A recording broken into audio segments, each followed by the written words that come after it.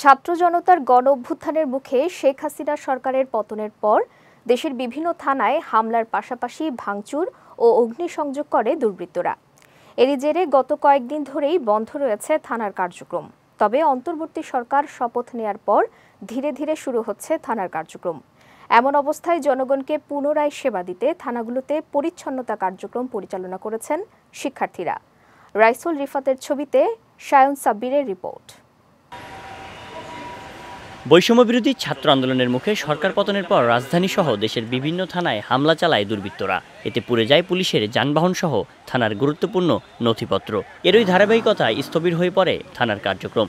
এমন অবস্থায় শনিবার সকাল থেকেই পুলিশ যেন জনগণকে সেবা দিতে পারে সেই লক্ষ্যে থানায় থানায় পরিচ্ছন্নতা কার্যক্রম পরিচালনা করে শিক্ষার্থীরা।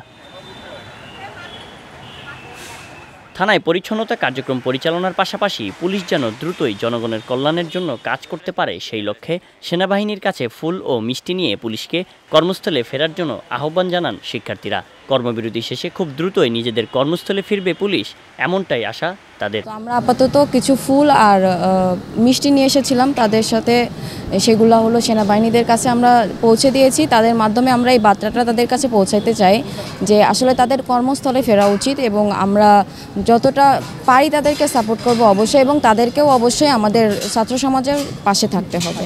পুলিশের অভাব আমরা এখন বুঝতেছি, কারণ পুলিশ যদি না থাকে আমাদের জনগণের নিরাপত্তা দেওয়ার মতো কেউ থাকে না।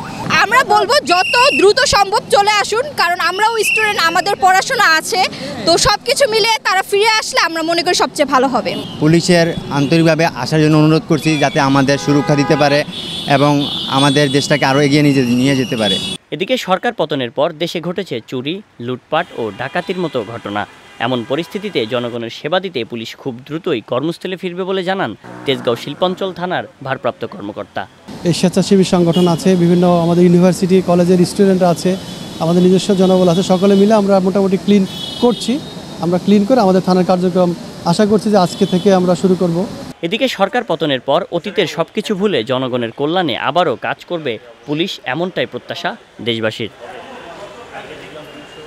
সায়ন সাব্বির, বিজয় টিভি, ঢাকা।